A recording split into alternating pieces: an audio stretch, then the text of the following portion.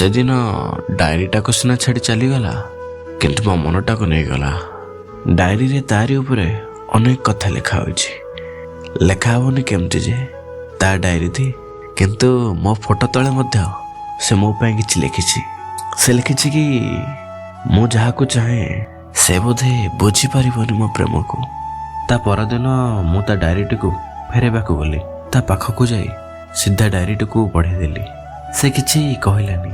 ମୁଁ ସେଠୁ ଚାଲି ଆସୁଥିଲି। ପଛରୁ ସେ କହିଲା ରୁହ। ମୁଁ ଡରିଗଲି।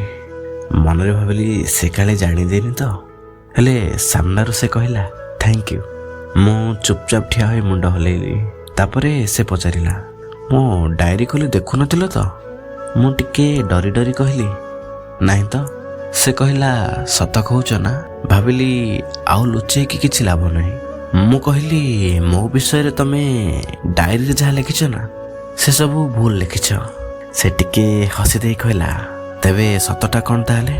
ଡାଏରୀଟିକୁ ଆଗକୁ ବଢ଼େଇ ଦେଇ କହିଲା ତେବେ ତମେ ନିଜେ ଲେଖିଦିଅ ନା।